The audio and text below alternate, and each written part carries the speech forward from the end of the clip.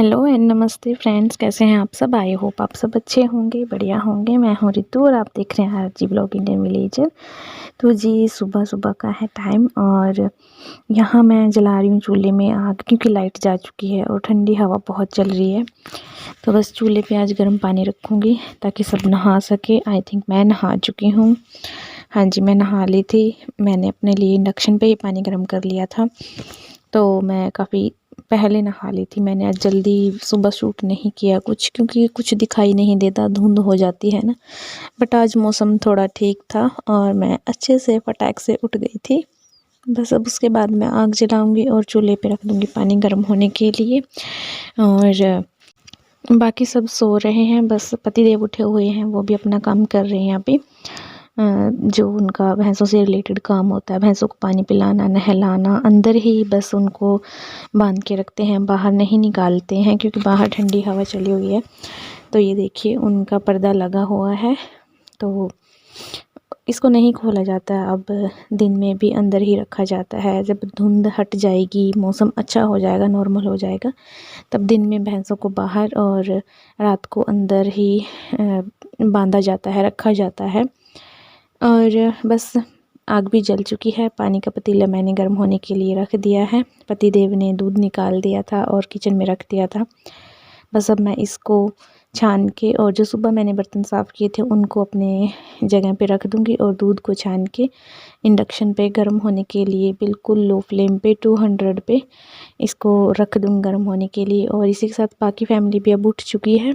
बाकियों से मतलब मेरे सास ससुर वो भी उठ चुके हैं और वो भी अपने जो जो कार्य हैं उनमें लग गए हैं। जैसे मेरी सासू जी को तो अभी गोबर वगैरह का काम करना होता है, तो वो अपने उसमें लग गई हैं। और बच्चों के दादाजी आई थिंक नहाएंगे, बस उनका यही काम होता है सुबह। फिर वो नहा के अपना फिर वो जो उनका कार्य होता है, काम होता है, वो करेंगे। और मैंने मतलब स्नान कर लिया है, मैं नहा ली हूँ। तो बस अब मैं अपना धूप बत्ती जो होता है वो कम करूँगी। और दरवाज़ा मैं इसलिए ढाँप देती हूँ, एक तो ठंडी हवा आती है बाहर से, और दूसरा फिर मतलब घूमते रहते हैं तो कंसंट्रेट नहीं हो पाता है अपने पूजा पाठ पे।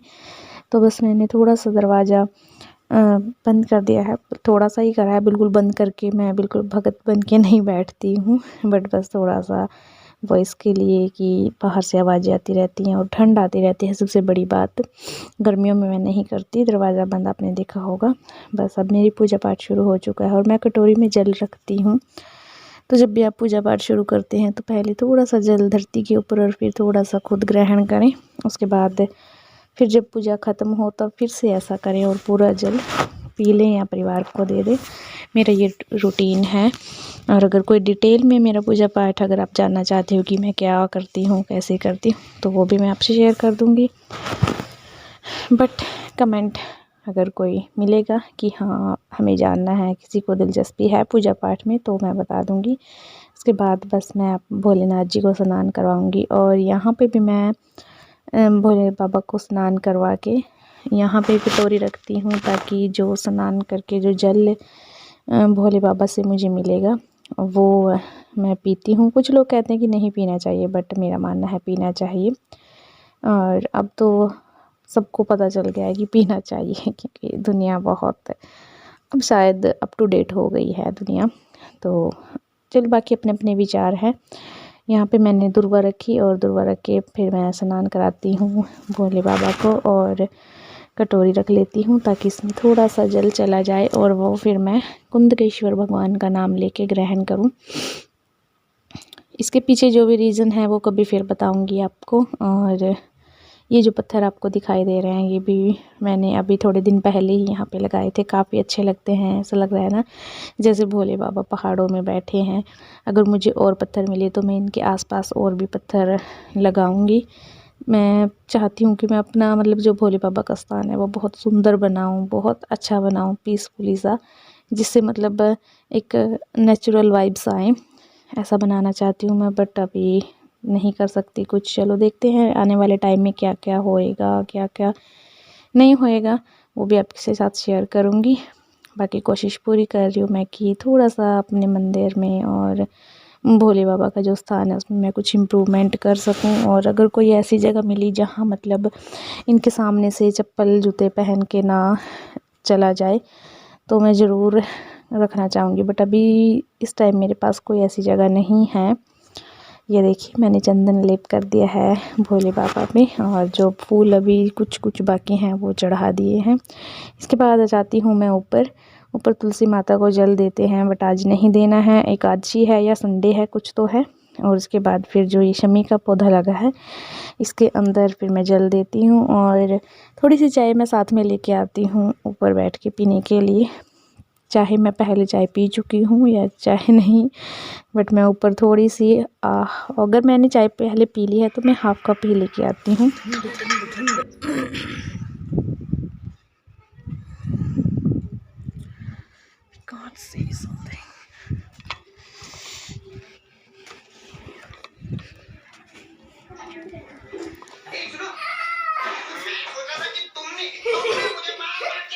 लाइव लड़ाई है, इधर कर ले आपकी लत हैं। हाँ हाँ बताओ।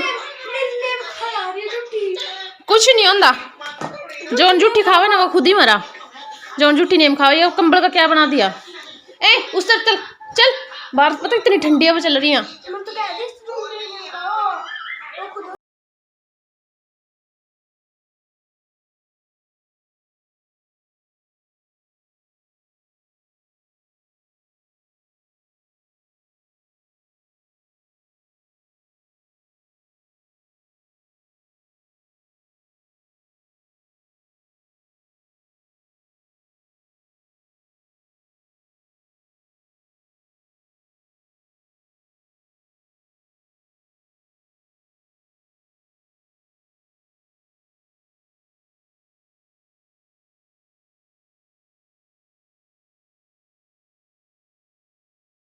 का और अब मैं बनाऊंगी सेमिया दूध में।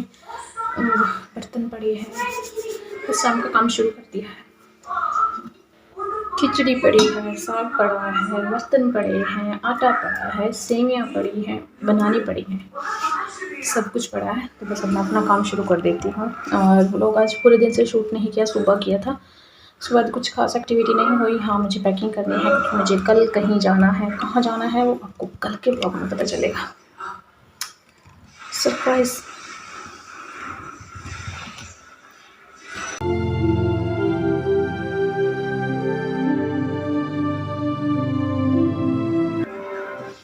दूसरा लेके आती हूँ, बर्तन नहीं है सेमिया बनाने के लिए, दूसरा लेके आती हूँ। चलिए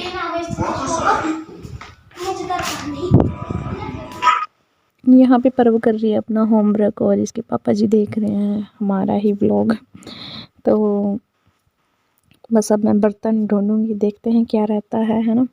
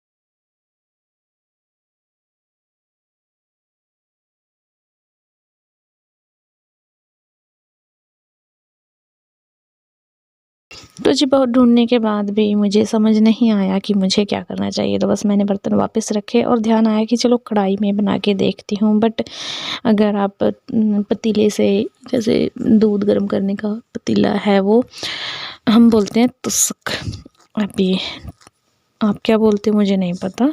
कुछ लोग हंसते हैं कि अरे तुस्क बोल रहे हैं, जब आप घर पे तुस्क बोलते हो तो वीडियो में बोलने में क्या हर्ज है ना।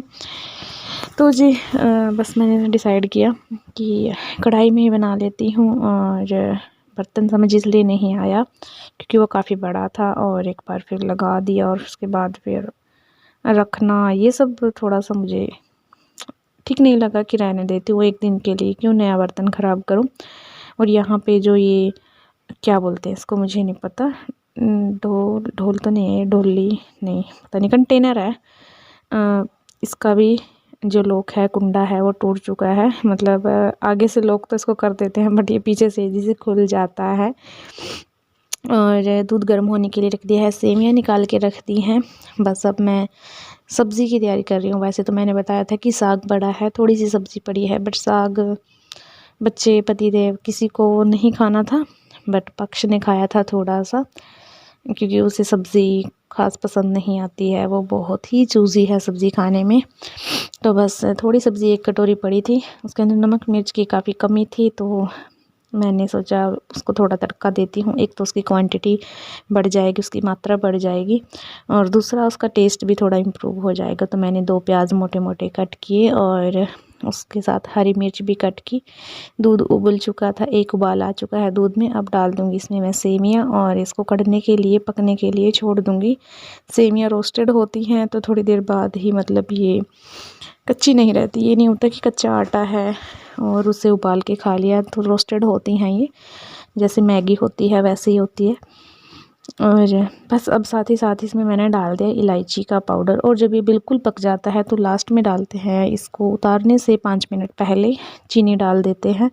अगर चीनी नहीं डालती तो डालते हैं तो वो भी आपका खुद का ही ओपिनियन है, मतलब खुद की पसंद है, बट चीनी डाल देती हूँ मैं तो। और इस कढ़ाई में मैंने छोटी सी में ले लिया है थोड़ा सा तेल। अब इसके अंदर गया है ज़ीरा और फिर थोड़ी सी हरी मिर्च को मैं इसमें भून दूँगी ताकि उसका तीखापन थोड़ा सा कम हो जाए, क्योंकि सब्ज़ी थोड़ी सी ही है। और उसके बाद ही मैंने इसमें डाल दिए थे प्याज, ताकि जो मिर्च भुनने की महक है वो घर में ना फैले। बट फिर भी हो गई थी, मतलब जो बैठे थे इधर उधर सबको खांसी हो रही थी कि मिर्च भुनी है, तो धसक तो इसकी जाती ही है ना, तो इसकी महक से खांसी मुझे भी हो रही थी, बट मुझसे ज़्यादा आसपास वालों को हो रही थी, क्योंकि मेरे पास से तो ये गुजर के एग्जॉस्ट फैन के साथ जा रही थी, बाहर जाके बाहर वालों को तो खांसी हुई इससे। और एक डाल दिया मैंने इसमें टमाटर। अब मैंने इनको पकने के लिए छोड़ दिया है, थोड़ा सा नमक डाल के। मिर्ची डल चुकी है, नमक भी डल चुका है और ये पक भी चुका है, मतलब टमाटर ही पकाना था, प्याज तो मुझे थोड़ा खड़ा ही रखना था। अब मैंने इसमें सब्ज़ी डाल दी जो बची हुई थी, और थोड़ा सा डाल दूँगी इसमें पानी, ताकि अच्छे से गर्म हो जाए और जले भी ना, तो थोड़ा सा पानी डाल दूँगी। ये थी आलू गाजर मटर की सब्ज़ी। अब मैं इसमें प्याज, हरी मिर्च, टमाटर ऐड करके इसकी थोड़ी सी क्वांटिटी बढ़ा दी और इसका टेस्ट भी अच्छा बन गया है। तो ये एक ऑप्शन हो गया है साग के साथ थोड़ी सब्ज़ी का, और सेमियाँ बना दी हैं। बस अब मैं आटा गूँथूँगी और अपना आगे का काम है जो खाना वाना जो थोड़ा बहुत बनाना है, मतलब बस रोटियां ही बनानी है, वो भी थोड़ी सी ही बनेंगी, क्योंकि सेमियां ही खाने वाले हैं पतिदेव भी, और बच्चे भी थोड़ी थोड़ी ही सेमियां खाएंगे, बट ज़्यादा नहीं। और मुझे मक्खन भी बनाना था, तो फिर आटा गूँथने के बाद मैंने फिर मक्खन बनाया और फिर उसके बाद मैंने रोटियां बनाई थी। ठंड से बचने के लिए सेमियाँ एक बहुत अच्छा ऑप्शन है। दूध में बना सकते हैं, पानी में भी बना सकते हैं, और ये बहुत ठंड से बहुत बहुत बढ़िया रहती हैं। स्पेशली आप गर्मा गर्म खा के रज़ाई के अंदर छुप जाइए तो जुकाम और हल्की फुल्की खांसी तो ऐसे ही ठीक हो जाती है इनसे। और बस अब रेडी हो गई हैं सेमियाँ, बच्चे मांग रहे हैं सेमियाँ। पहले इन्होंने बोला कि मुझे शक्कर डालनी है, शक्कर डालो इसमें। मैंने मीठा तो डाल दिया था, बट जब मैंने शक्कर उठाई तो बोला नहीं नहीं मुझे वो चाहिए वाइट वाला। तो मैंने कहा बूरा, तो बोले हाँ जी। तो फिर मैंने इसको बूरा डाल के दिया और इसी के साथ इस ब्लॉग को भी यहीं करती हूँ एंड, मिलती हूँ कल। तब तक के लिए bye bye, have a good day. और वीडियो को लाइक करना, शेयर करना, कमेंट करना, और चैनल पे नए थे तो प्लीज़ सब्सक्राइब कर दीजिएगा। Bye bye, have a good day.